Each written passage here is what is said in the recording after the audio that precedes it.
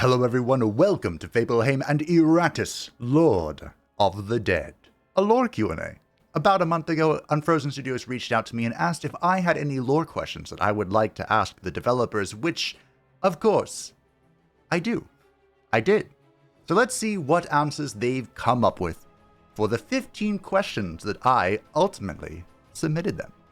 Greetings, dear necromancers. Iratus is not just about mechanics. Over the years, we were amazed how some of you scrutinized the lore behind the game, developing theories, sharing ideas, thinking about characters, and making guesses about the world's structure and history. I've made a lot of guesses. We want to introduce you to one of the most dedicated fans and content creators of Iratus. Meet Fableheim. Hi. Fableheim has been making videos about Iratus almost since its release. Yes, before its release, actually, during early access. I was there, Gandalf, 3,000 years ago, during the great rebalance of our time. During this time, he had accumulated a lot of questions about the game's lore, and we decided to select some of them and lift the veil of secrecy, especially since we are now developing the lore deeper in preparation for the expansion of the Iratus universe, which I am incredibly excited about. Hope this gives you some even more food for thought and theories. Enjoy, and be sure to subscribe to Fableheim if you like theory crafting. Subscribe! Subscribe and like the video. The Stranger and Fate. So this is my first question.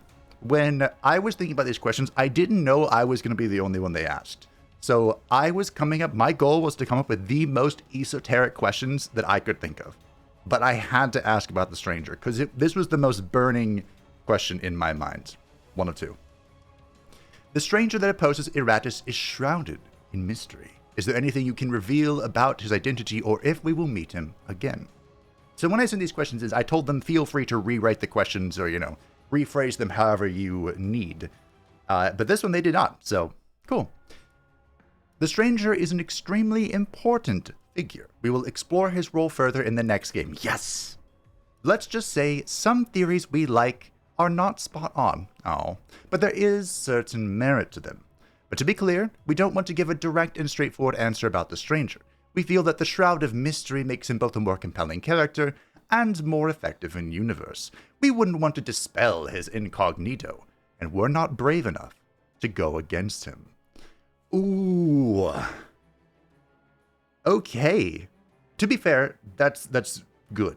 A lot of the characters that I really like are ones shrouded in mystery because that just leaves room for you to fill in the blanks. It's amazing. So I'm glad they didn't completely dispel it. Of course, I wanted them to, but I'm glad they didn't. And the only thing we can really get from this is they confirmed he's in the next game, which is everything I wanted from this question. So thank you. Excellent. Excellent. So after breaking through the first 5 floors, the stranger explained that Iratus' fate was already woven, as if someone, or something, had set in motion the events of the base game.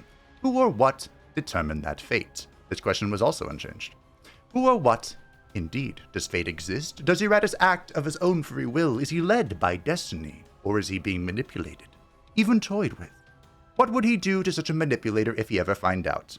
Great questions, but not ones to be answered in an interview. We wouldn't want to spoil the answer for Iratus himself. Let us just say that any powerful man can be a powerful tool, and there are always people in the world that would try to use him as such.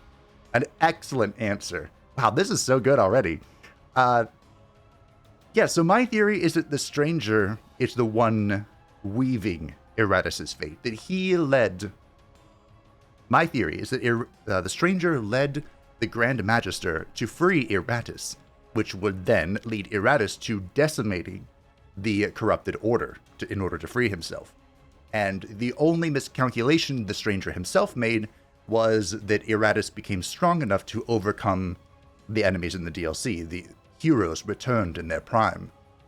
So I was mostly just curious if there was something beyond the stranger that was pulling the strings, but combining this answer with the answer from number 1, where they say they're not brave enough to go against him, I think there's a lot more to the stranger than even I initially thought. Excellent. Yes, a strong start. So, gods. I actually had a few questions about this, but we'll see. Upon the construction of the Abode of Wrath, Iratus mentions he possesses the insight to petition the bloodthirsty gods of old directly. Are these old gods the source of Iratus' wrath abilities, or do they simply amplify the ire within his undead heart? They also didn't change this question. I thought this was one of the questions they were going to, reword. But, cool. Absolutely not. Oh. Iratus' power comes from within. In truth, he bows to no god, which is one more topic we intend to delve deeper into the next game. Yes. Iratus is the ultimate Nietzschean/Promethean figure. Note the flame symbolism in the art. The flame might be blue, but the idea is there. Prometheus stole fire from the gods, but he is not a thief. He is a rebel against higher powers who fought and suffered to make good humans equal to the gods. Ooh.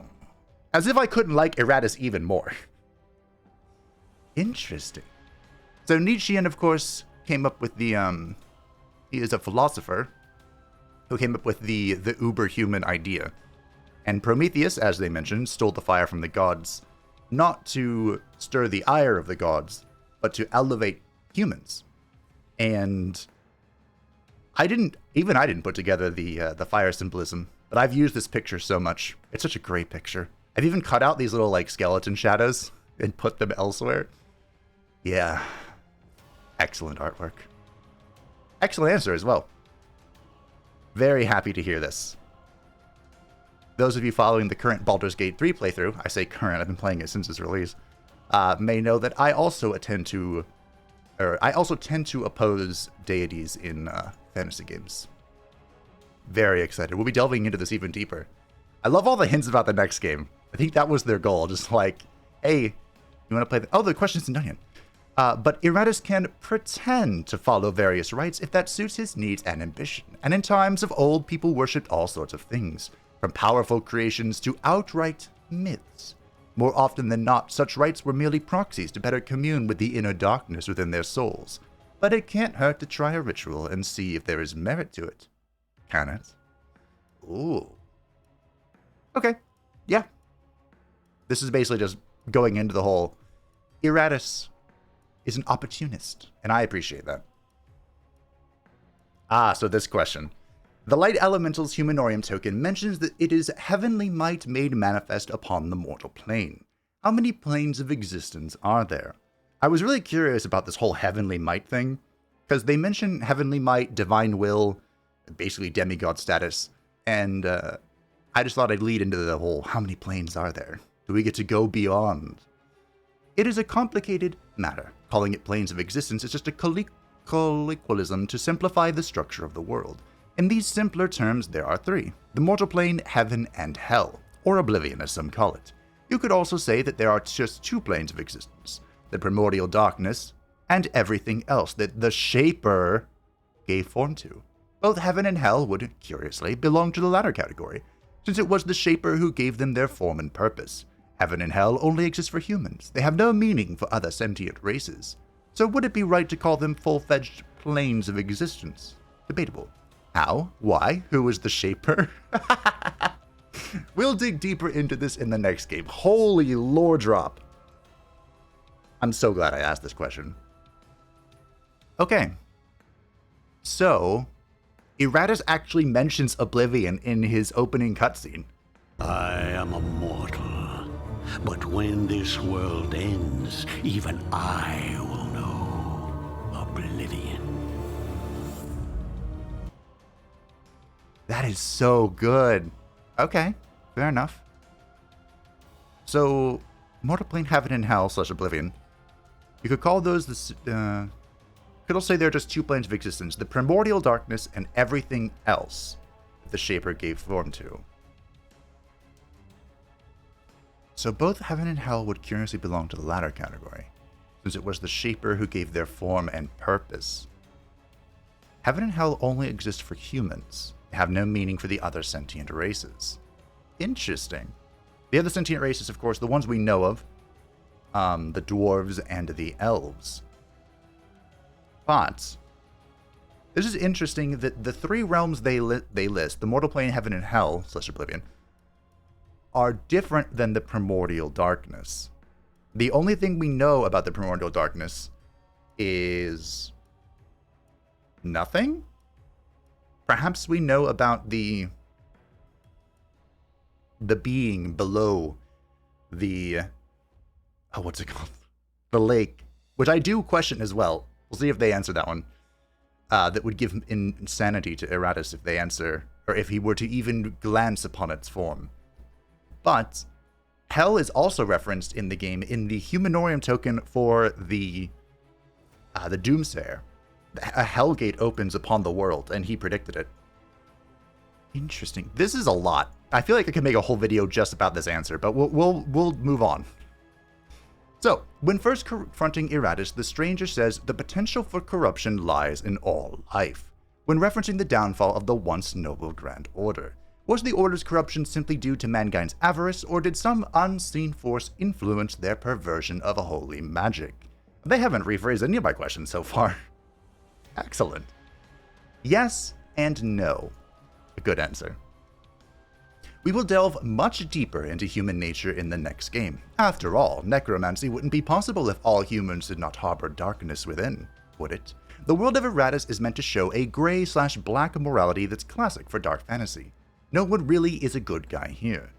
And it makes you wonder if maybe Iratus, evil as he is actually on the gray part of the spectrum. But the Grand Order has its own unique history. They believe they are the direct descendants of God's personal army, which in their mind gives them the unique right to shape and rule the world, which explains the arrogance, and makes them so much closer to just becoming tyrants themselves. Ooh. So I'm a huge fan of gray and black morality. I love it so much. And I've thought about this before for Iratus. In the base game of Iratus, you actually are kind of the good guy. Because Iratus, if you read about the things in the Humanorium tokens, the forces you're destroying do absolutely atrocious, evil things to other humans. But once you've done that, once you've completely destroyed the Order, which could be chalked up to an overall good thing, that's when Iratus crosses back into the evil character that he's designed to be. Because now he's destroying those of pure soul. The heroes, of course, that come back. All of them were good people. Well, mostly. Mostly. Interesting. And yeah, the Grand Order was just full of arrogance. Like, it deserved to be put down. But a good answer. Big fan. I look forward to exploring more into human nature. So, by the end of the game, Iratus had destroyed manifestations of heavenly might, an ascended magister with near godlike powers, was quoted like that in the Humanorium, and even heroes returned in their prime by divine will, according to the Adept Humanorium token. Has the Lord of the Dead approached Godhood himself?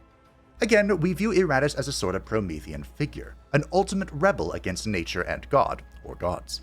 As he achieves power, does that make him a god himself? In a certain philosophical sense, absolutely, and mastery over death can be viewed as a sort of godhood. Iratus has, after all, shed one of the most binding shackles of human nature. But it is not the sort of godhood that automatically grants him magic powers and makes people worship him. He'll have to work extra for that. Ooh, okay. So this is, they're kind of confirming that Iratus has become something of a natural god. This was pretty common in Japanese folklore, where they were like gods of the mountains or just spirits of nature. They were essentially gods, but they didn't have like super magical powers, or people didn't just straight up worship them. They would eventually do so, but that was like the basis of Shintoism. But they weren't like existing for worship, like a lot of more Western gods. Interesting. I wonder if he will work extra for that. So the minions and Humanorium details. I had a lot of questions about this, and one of my most burning questions is here in the minions. We'll see if they answer it. They do, yes. Okay. So, ever since the addition of the werewolf, there's a fun little bug in the game. Iratus will occasionally say, "The blade is a deadly weapon when one has an eternity to master it," upon the creation of a ghoul. Is this an unused voice line for one of his many creations, or for a creation that never quite saw the light of day? They didn't change this at all. I'm so glad they answered this. I didn't think they would. So that is a reference to an old design. In the early development stages, we planned to have the ghoul be a sort of undead blade master, a perfectionist in the arts of killing, whose grace with the sword is at odds with its bestial appearance. Obviously, the design was scrapped, but the voice line remained. likely added to the game later by mistake. Oh, I'm so happy they answered this. And that's actually kind of interesting because the ghoul has gone through three, well, at least that we know of, three major redesigns then. Because there's this one, which, older, or the oldest one we know of. And then in early access, in its earliest stages, the ghoul used to eat her friends to grow stronger. And then, of course, she was rebalanced to now eat her enemies, which I think is a perfect design for her. The ghoul is one of an increasingly growing favorite of mine. Big fan. I'm so glad they answered this. This has calmed my curiosity. Thank you. So speaking of curiosity for creations, the Wraith's description mentions rumors that this ghostly creation was the blueprint for the first Necromancer's vessel, as the Father of Necromancy truly perished, or as he too mastered death. The first Necromancer is a mythological figure. Nobody knows what happened to him. Some say that he never even existed in the first place, but several ancient works penned by the same hand seem to point to the opposite. Iratus would rather view himself as the first truly successful Necromancer to ever exist. But is it true? Or does his ego make him conveniently forget those who came before? We plan to explore Iratus' struggle with another's greatness further down the line. He's not dead. The Father of Necromancy is not dead. Confident right now. Interesting. I wasn't sure how the answer to this question was going to be. So Kasogtha, there are two theories for the Wraith mentioned within her own humanoid. So I guess that's lore or canon. One is that the Wraith is the blueprint for the Father of Necromancy's return. And the other one is that the Wraith is in fact not a ghost or a ghastly vessel, but rather a creature from beyond, which was kind of pseudo-confirmed by the fact that they have the Wraith has the Eldritch Tentacly skin that I always use. Good old Kasogtha. I say pseudo-confirmed because it's just like, just a skin, doesn't really mean anything. But I read into everything, so maybe it could. Interesting. Good answer. I like this a lot. I had theorized the Iratus' struggle with another's greatness further down the line. My theory for the teaser art continues to be the progenitor of the vampire. Oh, I asked about that, didn't I? Okay, stop talking. Keep reading. The Scout's Humanorum token... Oh, yeah. Oh, I have some extra stories about this. The Scout's Humanorum token states that the Elven population has always been low, but very few seem to participate in the attempt to thwart Iratus' return. Is the Elven population simply that few in number, or is there some other reason that elves did not answer the Grand Order's call? Both your observations are correct. Not only are elves few in number, but they also don't like working with the Grand Order. Some of my questions were so pointed that I was afraid they would just respond with like yes or no. So far, this has been the shortest answer, but I'm glad they confirmed both my suspicions. This one wasn't really left open for more. But I had two questions about the populations of like races we didn't see a whole lot, because at one point in time, I was thinking about a video for like what the world would look like beyond the end of the game. Like, who would stand against Iratus once he had won? And so, I had thought about the elves and the dwarves, and we'll see a question about that soon. Maybe, if they answered it. Below the Dead Lake is a being that would invite madness should Iratus even look upon it. Is this the entity, one of the ancients from the depths of the ocean mentioned in the Doomsayer's Humanorum token? This is going to be a good answer. Yes, but likely not in the way that you imagine it. The dread creature that lives within the waters are the mutated offspring of the serpent, or the mutated bits of its decaying body. Where what is the serpent? You guessed it. Find out in the next game in the Iratus universe. Oh, is there going to be like a Jormungand? Oh, this... Okay, when I asked this question, I left it open like this because I didn't know if they wanted to use it to further explore something, or if they just would go like yes or no. Jormungand is the serpent that devours the world, also known as the Ouroboros. And in Norse mythology, he's in the oceans, and he's so large that he, like, wraps around the entire world. And depending on the story, Jormungand is either, like, a villain or, like, a tragic hero, where he tries to ascend to something greater, but because he has no wings, he's like a dragon without wings, then he really can't fly, is like the idea. But the fact that they mentioned The mutated offspring or mutated bits of its decaying body suggest that the serpent is dead. And I wonder if a necromancer will be involved with that. I can't even imagine the terror an undead Jormungand would wreak. Nice. I mean, this could be something way simpler or smaller than Jormungand in scale, but I have a feeling it's not. Cool. So, during Iratus' desecration... Oh, yeah. I remember. This was just like a wild theory I had pieced together. We'll see what they say. There's a lot of words for this one.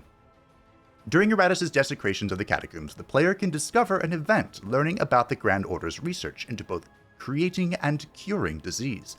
The Plague Doctor's Humanorium token mentions that the Plague Doctors were exalted due to their fight against both the Great Plague and the Grand Order's attempt to seize power during the chaos it caused. Was the Grand Order behind the Great Plague? So yeah, this is just a wild theory I had concocted randomly. There were many plagues in history, and some of them definitely were engineered by the Grand Order. But the worst plague, the mother of all plagues, so to speak, came from either the serpent or humanity's overall sinfulness, depending on who you ask. Ooh. Another mention of the serpent. Mutated offspring of the serpent or its decaying body. Could the serpent's death, or like decay, rot, created the mother of all plagues? It's definitely not humanity's overall sinfulness. It's definitely not that. I mean, it could be, I guess, but okay. And if you haven't had the chance to acquaint yourself with the mechanics and lore of Iratus yet, now is your opportunity to purchase the game at an 87% discount until November 6th. Okay, cool. 11 questions answered. Some of these I didn't think they were going to answer, but I'm happy. What were the 4 questions I didn't answer? Okay, I dug up my my saved notepad file. It's nowhere near as fancy as what they did, but these are the 4 questions that remain unanswered. Now, these could be unanswered for any number of reasons. 1, it has no relevance to the next, to the expansion of the lore. 2, they didn't feel like it. 3, anything else you can think of. So I'm glad they answered 11 of the questions. I'm really happy about that. And they were all fantastic answers, giving me a lot to think about. But here are the ones that I was curious about. Ignore all this. This is what? Sure, that was the poll recently. No, I don't care. The poll's done. Press hell with 1. Okay. So, upon the creation of the excavation site, Iratus ponders about the sheer volume of corpses beneath the site and theorizes that someone attempted to break his seal in the past. Was this the work of remnants of Iratus' army, or from his attempted world domination, or some other unknown force? Misspell there. So this was mostly when I was going through the graveyard. I was like, I'm kind of curious about this. Because Iratus did have at one point in time the Necromancers Guild, and of course, during the open cinematic, you see an image of the army that was with him taking over the world. So I was curious if something had survived. Oh no. If something had survived the assuming purge against necromancy from the victorious forces, or if someone else during that time had slithered in to wake him up. Don't know. Of Iratus' many creations, the vampire and the fallen Dhampir are undead that exist independently of his influence, and appear to join his forces of their own free will. Is there an original source of vampirism, such as the vampire progenitor? Even during the game, you uncover vampires like a vampire coven within the mercenary barracks, or is it the lab? One of those two in an event, and you eventually fight Dhampir as well. And it's actually driving the Dhampir insane. They get them to join you, and eventually Iratus can construct his own, because why not? But the two of them are rather independent, whereas every other one, it seems Iratus constructs. So I was just curious if there was an original source of the vampirism, and the suggestion I gave was the vampire progenitor, which is pretty common in fantasy. And again, linked to my theory that the teaser picture is the vampire progenitor, or at least, a great vampire or something. This question remains unanswered. It could be completely irrelevant, or could have been too spoilery. Don't know. During the end cinematic, Iratus says that he's coming with an army beyond counting for ye who oppose me. I can't remember if he said opposed or oppose. Abandon all hope, ye who oppose me. Does everyone's favorite necromancer have more targets of revenge than just the 4 heroes? I feel like this was a nothing burger, which is why they didn't answer it. Because I think he's just talking about everyone who's against him. So, there was nothing to say really about this one. I think that's the answer for this one. And last, certainly least, the dwarves of the Dwarven Tunnels appear to belong largely to the Alchemist Guild, attempting to protect their investment with a few stragglers following coin survival. Did Iratus' destruction of the second floor lead to the collapse of Dwarven society? And if not, was the damage done to the Alchemist Guild significant enough to shift the balance of power in what remained? A lot of the advanced tunneling that the Grand Order did, at the behest of the Grand Magister, was due to a contract with the Alchemist Guild. That's why both of the bosses on the second floor are related to the Alchemist Guild. They're there to protect their investment. Of course, they fail miserably, but it is what it is. And they do briefly mention in the Humanoriums that there were multiple guilds. There was like the Alchemist Guild, the Merchants Guild, and then there was the Geomancers Guild, which originally held power in Dwarven society, but would eventually fall off and lose to the Alchemist Guild, who basically owned everything. And so I was curious if there were enough Dwarven survivors, and if they had been, their culture was restructured because, Iratus pretty much decimated everyone who was sent to protect the Alchemist Guild's investment. There were a few, very few, like the Berserkers, I think, and the Dwarven warriors who were there out of tradition to, fight the enemies of the dwarves. Yeah, those are all the questions. I am a huge fan of these answers. I'm so glad they tied it. I had a feeling they were trying to tie it into the next upcoming game, and they went above and beyond with what I thought they did. The Shaper, the Serpent, we learned a lot. We learned a heck of a lot, and my brain is trying to process all of this. This is my first time reacting to these, by the way. I didn't read these. They were posted as I was going to bed, and I'm like, I'm not going to read this. I'm going to leave this for myself. What is this link to?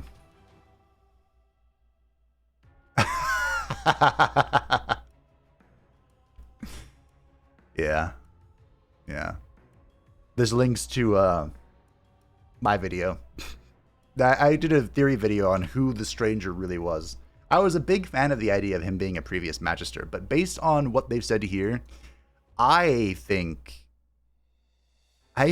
he's something much, much more.